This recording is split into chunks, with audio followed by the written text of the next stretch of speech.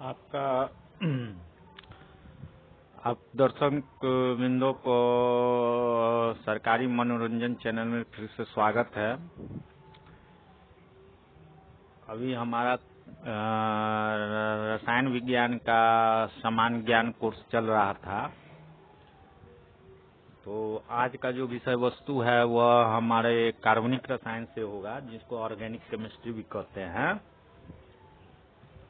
तो हम लोग अब शुरू करेंगे और देखेंगे कि ऑर्गेनिक केमिस्ट्री जो होता है, कार्बनिक रसायन जो होता है, उसका जो कुछ मुख्य बिंदु सब जो है उसके बारे में हम बात करेंगे, परिचर्चा करेंगे। तो देख लेते, पहले इसके परिभाषा को ही देखते हैं। मतलब यह रसायन विज्ञान का वह शाखा है जिसके अंतर्गत कार्बन युक्त यौगिकों जैसे कि कार्बोनेटो, बाइकार्बोनेटो, ऑक्साइडो तथा साइनाइडो को छोड़कर जितने भी कार्बनिक यौगिक होते हैं उनका अध्ययन किया जाता है। और यह अध्ययन जो है कार्बनिक रसायन कहलाती है। मतलब कि जितना भी कार्बन युक्त यौगिक है उस सभी का अध्ययन किया जाता है, लेकिन इसमें से जो है कार्बोनेट, बाइकार्बोनेट, ऑक्साइड तथा साइनाइड को छोड़ दिया जाता है। यानी इसके अलावा जो भी कार्बनिक पदार्थ होंगे उस सब का अध्ययन कार्बनिक रसायन में किया जाता है। यूरिया NH2CONH2 प्रथम संश्लेषित कार्बनिक यौगिक है और इसको सर्वप्रथम 1773 में मूत्र से प्राप्त किया गया था। वोलर ने 1828 में इसे अमोनियम साइनेट से प्रयोगशाला में संश्लेषित किया। कार्बनिक यौगिकों को दो मुख्य भाग में विभाजित किया जा सकता है। पहला है कि एलिफैटिक या खुली श्रृंखला वाले यौगिक, एलिफैटिक और ओपन चेन कंपाउंड्स भी इसको कहते हैं। वैसे कार्बनिक यौगिक जिनमें कार्बन के सभी परमाणु एक खुली श्रृंखला में जुड़े रहते हैं एलिफैटिक यौगिक कहलाते हैं। इनमें कार्बन परमाणु सीधी या शाखित श्रृंखलाओं में जुड़े रह सकते हैं। और मीथेन जो है इसको सभी एलिफैटिक यौगिकों का जन्मदाता माना जाता है। और दूसरा प्रकार जो है वह बंद श्रृंखला वाले या चक्रीय यौगिक, क्लोज चेन और साइक्लिक कंपाउंड कहा जाता है। ये यौगिक हैं जिनमें कार्बन परस्पर संयुक्त होकर एक बंद श्रृंखला या चक्र बनाते हैं, चक्रीय यौगिक कहलाते हैं। अब इसमें एक और इम्पोर्टेंट महत्वपूर्ण वस्तु है अभिक्रियाशील मूलक, जिसको अंग्रेजी में फंक्शनल ग्रुप कहा जाता है। किसी कार्बनिक यौगिक में उपस्थित मूलक जिनके ऊपर उस यौगिक के मुख्य गुण निर्भर करते हैं,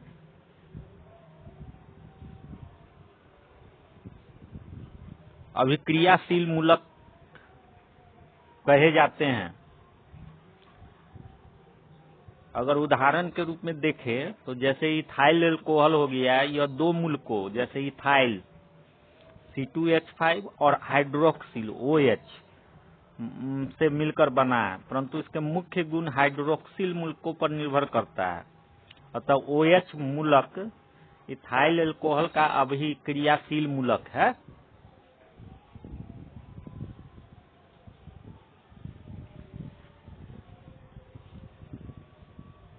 अब हम लोग देखेंगे कि जो माने कार्बनिक यौगिक जो है उसका जो प्रमुख अभिक्रियाशील मूलक सब कौन कौन सा है, कौन कौन सा उस अभिक्रियाशील समूह सब है, इसके बारे में देख लेते हैं। जैसे कार्बनिक यौगिक है एल्डिहाइड और इसका अभिक्रियाशील समूह जो होगा वह CHO होगा। एल्कोहल का OH होगा। उसी तरह कार्बनिक यौगिक एस्टर का COOR है और एमीन का NH2 है। नाइट्रो का NO2 है। एल्काइल का R है। साइनो का CN है। फिनाइल का C6H5 है। एसिटाइल का COCH3 है, बेंजोइल का COC6H5 है, ऑक्साइन का डबल बॉन्ड NOH है, मरकेप्टन का सिंगल बॉन्ड SH है,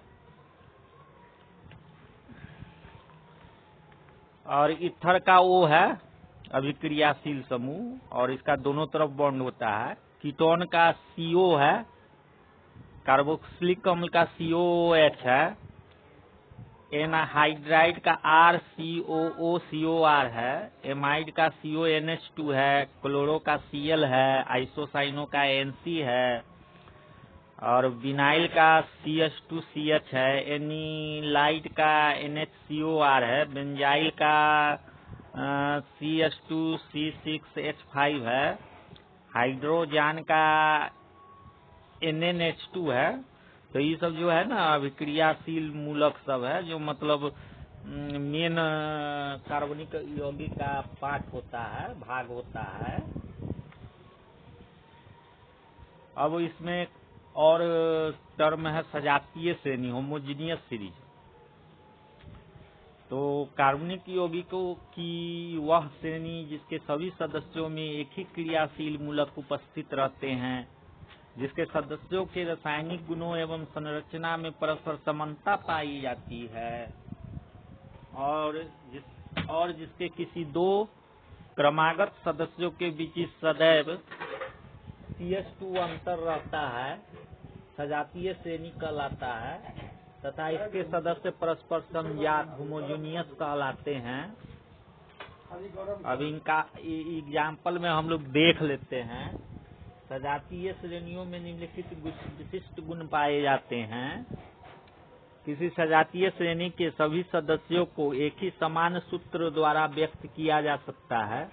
उदाहरणार्थ के लिए एल्केन श्रेणी का समान सूत्र CnH2n+2 होता है, जबकि एल्कीन का CnH2n होता है और एल्कोहल का CnH2n+1OH आदि है।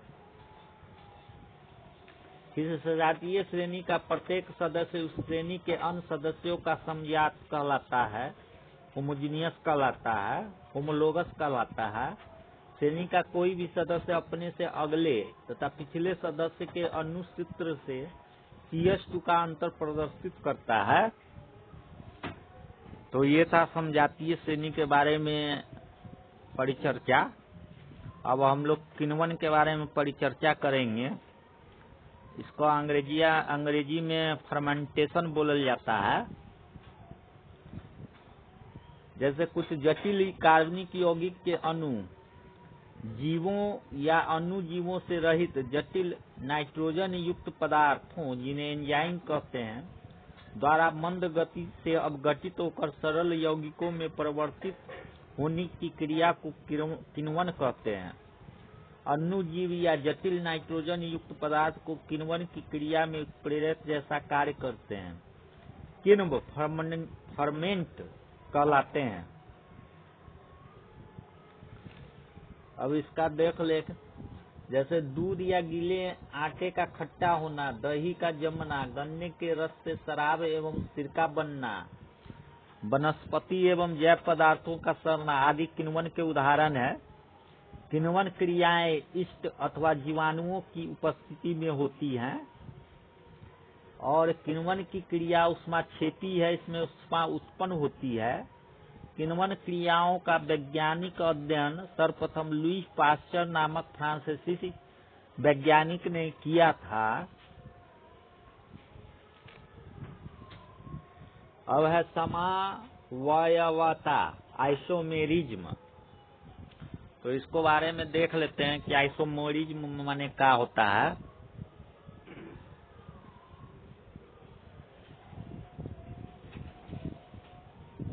वे यौगिक जिनके आणविक सूत्र एक ही होते हैं, किंतु जिनके अणुओं में परमाणुओं की व्यवस्था भिन्न भिन्न होती है तथा भौतिक एवं रासायनिक गुण भिन्न भिन्न होते हैं, समावयवी आइसोमर्स कहलाते हैं, और ऐसी घटना समावयवता कहलाती है। जैसे नॉर्मल बीटेन तथा आइसोब्यूटेन दोनों का आणविक सूत्र C4H10 होता है, लेकिन संरचना सूत्र में भिन्नता के कारण उनके गुणों में अंतर होता है। अतः नॉर्मल बीटेन तथा आइसोब्यूटेन दोनों बीटेन के समावयवी हैं। कार्बन, हाइड्रोजन और ऑक्सीजन के संयोग से अनेक कार्बनिक यौगिकों का निर्माण होता है। इन यौगिकों में alcohol, ether, ester, aldehyde, ketone, कार्बनिक अम्ल आदि प्रमुख हैं। अब एक एक करके कुछ देख लेते हैं इन सब के बारे में। तो सबसे पहले हम लोग अल्कोहल के बारे में ही जानकारी लेंगे। किसी एल्केन से एक या अधिक हाइड्रोजन परमाणुओं को उतने ही हाइड्रोक्सिल मूलकों द्वारा प्रतिस्थापित करने पर जो यौगिक प्राप्त होते हैं उन्हें एल्कोहल कहा जाता है। जिन एल्कोहल के अणुओं में केवल एक हाइड्रोक्सिल मूलक रहता है वे मोनोहाइड्रिक एल्कोहल कहलाते हैं, जैसे मिथेनॉल, इथेनॉल इत्यादि। और जिन एल्कोहल अणुओं में दो हाइड्रोक्सिल मूलक रहते हुए डाइहाइड्रिक एल्कोहल कहलाते हैं, जैसे ग्लाइकॉल। सभी एल्कोहल में OH अभिक्रियाशील समूह पाया जाता है। एल्कोहल श्रेणी के सदस्यों का सामान्य सूत्र CnH2n+1 OH द्वारा व्यक्त किया जाता है, जहाँ पर N 1 2 3 4 5 आदि है।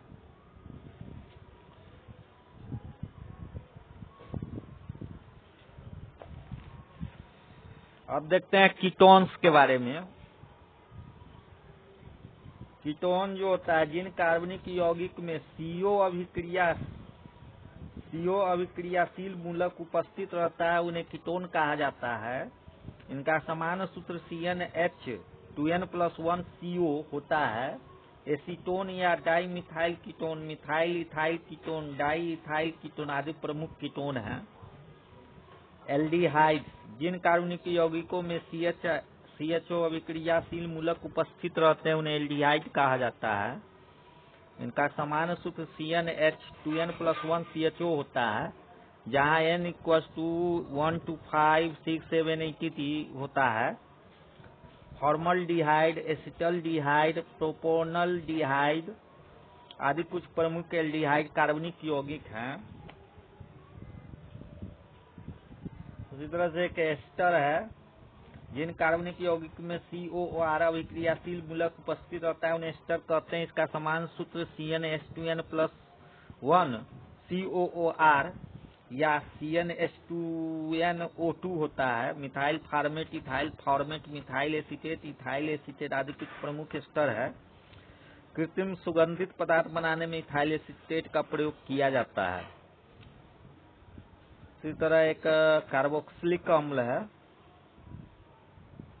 तो बता दिए थे कार्बोक्सिलिक अम्ल। अब एसिड एनहाइड्राइड, जिन कार्बनिक यौगिकों में RCOOCOR अभिक्रियाशील मूलक उपस्थित रहता है उन्हें एसिड एनहाइड्राइड कहते हैं। इसका सामान्य सूत्र CnH2n+1 CO का 2 O होता है। एसिटिक एनहाइड्राइड, पायोनिक एनहाइड्राइड आदि कुछ प्रमुख एसिड एनहाइड्राइड है। तो ये सब जो है ना, ये अभिक्रियाशील समूह सब जो है वो जो मिल के है ना, डिफरेंट माने विभिन्न प्रकार के यौगिक सब का निर्माण करता है।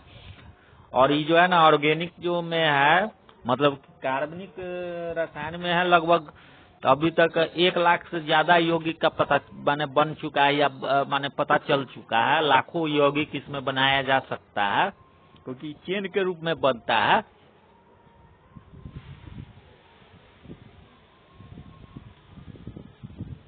अब कुछ कार्बनिक यौगिक सब के बारे में देख लेते हैं। जैसे मीथेन हो गया, इसका फार्मूला होता है CH4, इसको मार्स गैस भी कहते हैं।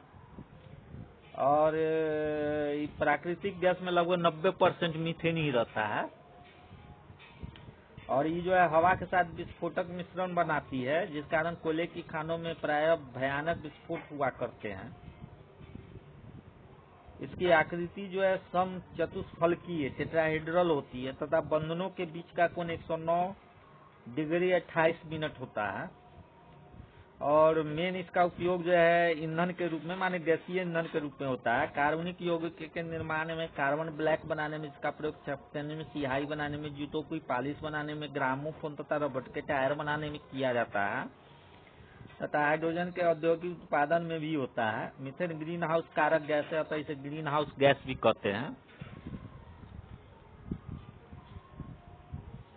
अब दूसरा देखो एथिलीन है, इसका फॉर्मूला C2H4 है। तो यह कोल या पेट्रोलियम गैसों के साथ पाई जाती है। इसको अधिक मात्रा में सूंघने पर बेहोशी आ जाती है, तो एथिलीन जो है वो बेहोशी वाला गैस कह सकते हैं इसको। और पोटेशियम सक्सीनेट के विद्युत अपघटन के द्वारा एनोड पर एथिलीन गैस प्राप्त कर सकते हैं। यह कोलवे विधि कहलाती है। और सल्फर मोनोक्लोराइड से क्रिया करके यह मस्टर्ड नामक विषैली गैस बनाती है, जिसका उपयोग द्वितीय विश्व युद्ध में किया गया था। इसका उपयोग फलों को कृत्रिम रूप से पकाने में, निश्चेतक के रूप में, पॉलीथीन के निर्माण में, मस्टर्ड गैस बनाने में, धातुओं को काटने तथा जोड़ने में किया जाता है। तो ये सब जो था ना, ये मतलब एथिलीन का प्रमुख विशेषता सब था। उसी तरह CFC है एक, इसको मतलब क्लोरोफ्लोरोकार्बन, CFC हो गया क्लोरोफ्लोरोकार्बन। यह क्लोरीन, फ्लोरीन तथा कार्बन परमाणुओं की यौगिक का संगठन है। यह ओजोन परत के क्षरण में महत्वपूर्ण भूमिका निभाता है। CFC को फ्रियान भी कहते हैं। फ्रियान इसका रासायनिक नाम क्लोरोफ्लोरोकार्बन है। इसका उपयोग विलायक, प्रशीतक व परिक्षेपक के रूप में होता है। और एक कार्बनिक यौगिक में महत्वपूर्ण है ग्लिसरॉल। यह ट्राईहाइड्रिक एल्कोहल श्रेणी का प्रमुख सदस्य का व्यापारिक नाम ग्लिसरीन है।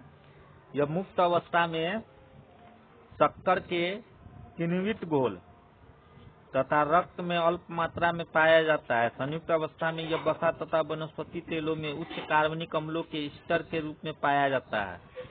यह एक अति आर्द्रताग्राही पदार्थ है।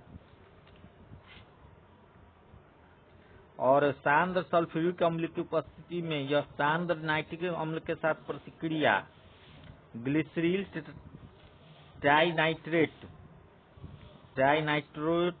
ग्लिसरीन या TNG बनाता है। TNG एक प्रबल विस्फोटक है, जिसका उपयोग डायनामाइट एवं अन्य विस्फोटक बनाने में होता है। तो ग्लिसरीन से ही विस्फोटक बनता है। और यह TNG नामक जो ट्राइनाइट्रोग्लिसरीन जिसको कहते हैं TNG, इसका उपयोग मतलब डायनामाइट बनाने में किया जाता है।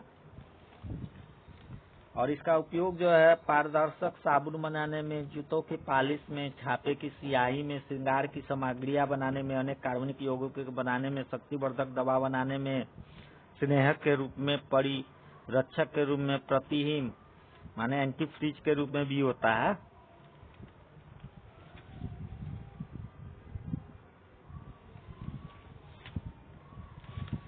अब एक है एसीटिलीन C2H2। यह रंगहीन मीठी गंध वाली गैस है। एसीटिलीन का गर्म तपनली में प्रवाहित करने पर बेंजीन प्राप्त होती है। इसका उपयोग प्रकाश उत्पन्न करने में, कपूर बनाने में, निश्चेतक के रूप में, धातुओं को काटने जोड़ने एवं बेंजीन के संश्लेषण में किया जाता है। अब है डाई इथाइल ईथर। ईथर श्रेणी के सदस्यों में डाई इथाइल ईथर सबसे महत्वपूर्ण है। इसे सिर्फ ईथर भी कहा जाता है। जर्मनी के एक चिकित्सक वैलेरियल कोर्डस ने 16वीं शताब्दी में इथाइल एल्कोहल को सांद्र सल्फ्यूरिक अम्ल के साथ गर्म करके इसे बनाया था। विलियमसन संश्लेषण विधि के द्वारा इसे सर्वप्रथम विलियमसन ने संश्लेषित किया था। इसका उपयोग निश्चेतक एनेस्थेटिक के रूप में किया जाता है और यह क्लोफार्म से अच्छा निश्चेतक माना जाता है।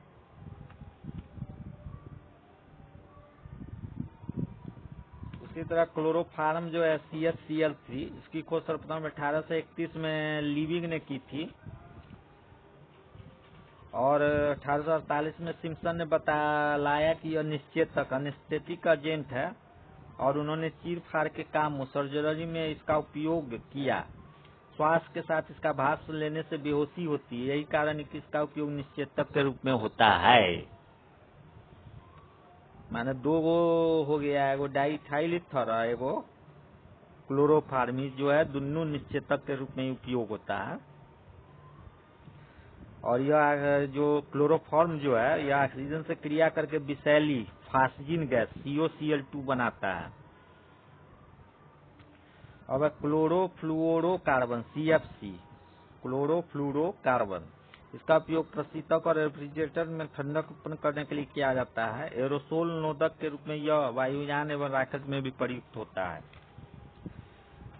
अब आइडोफॉर्म, यह पीले रंग का रवेदार पदार्थ है जिसमें एक तरह की गंध होती है। यह जल में अघुलनशील परंतु एल्कोहल एवं ईथर में घुलनशील है।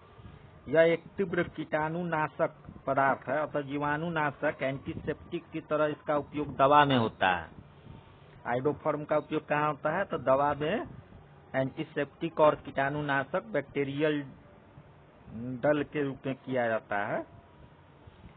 और एक पायरीन है जिसको कार्बन टेट्राक्लोराइड के मन को ही पायरीन कहा जाता है। CCl4 है यह।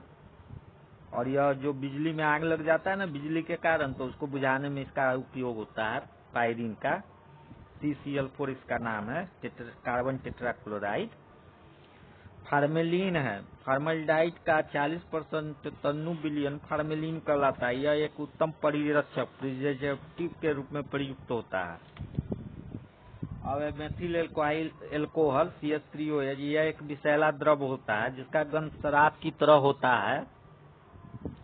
इसके सेवन से व्यक्ति अंधा हो जाता है तथा अधिक मात्रा में पी लेने से मृत्यु भी हो सकती है। जहरीली शराब पीने वालों की अधिकांश मृत्यु इसी मेथिल एल्कोहल के कारण होती है। तो जो जहरीली शराब सब जो होता है वो मेथिल एल्कोहल से ही बनता है। और चूंकि इसका गंध शराबे की तरह होता है तो पीने वाला को पता न चलता है कि ये मेथिल एल्कोहल है कि एथिल एल्कोहल है। एथिल एल्कोहल रहेगा तो शराब है, ओरिजिनल शराब है। और मेथिल एल्कोहल जो रहेगा ना डुप्लीकेट शराब होता है, मतलब जहरीला होता है।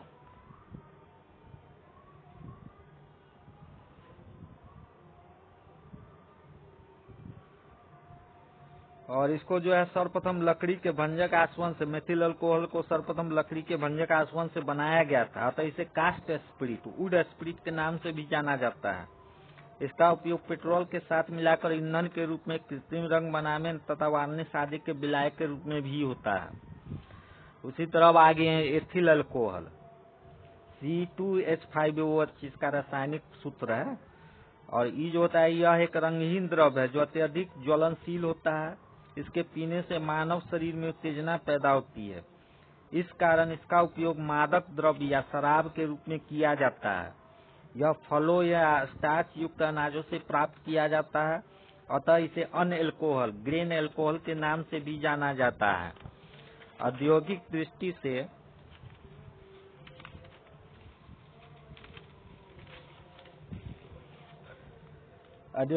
इसका उत्पादन किण्वन विधि द्वारा किया जाता है।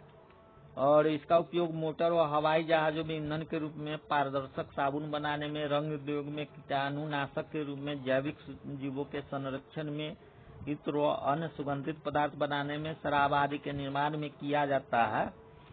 और 100% शुद्ध एथिल एल्कोहल परिशुद्ध एल्कोहल कहलाता है। रेक्टिफाइड स्पिरिट या व्यवसायिक एल्कोहल में 95.6% एथिल एल्कोहल तथा से 4.4% जल होता है।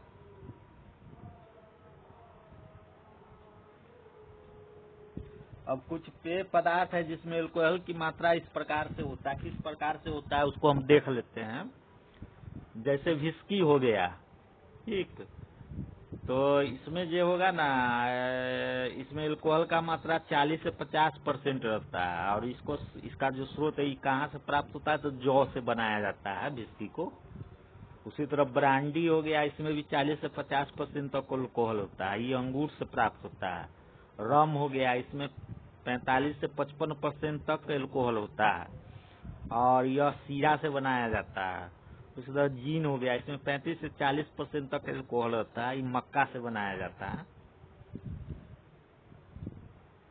उसी तरह का शैंपेन है जिसमें 10 से 15% तक अल्कोहल होता है और ये भी अंगूर से बनाया जाता है। वो साइडर होता है जिसमें 2 से 6% तक एल्कोहल रहता है, ये सेब से बनता है।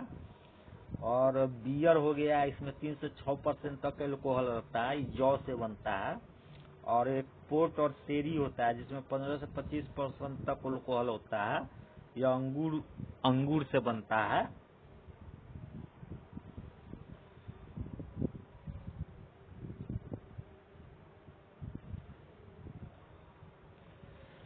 तो आज के लिए मतलब इस क्लास में हम आज का जो विषय वस्तु है सामान्य ज्ञान का, रासायनिक सामान्य ज्ञान में हम लोग क्या चीज का अध्ययन किए, तो कार्बनिक रसायन सब का अध्ययन कर रहे हैं। तो इसको आज रहने देते हैं और फिर जो कुछ माने भाग सब इसका बच गया है तो उसको अगले क्लास में हम लोग देखेंगे। और इसी तरह से हम लोग अपना सामान्य ज्ञान का जो ज्ञान है उसका वर्धन करते रहेंगे। तो अलविदा, जय हिंद। फिर से मिलेंगे एक नए विषय वस्तु के साथ।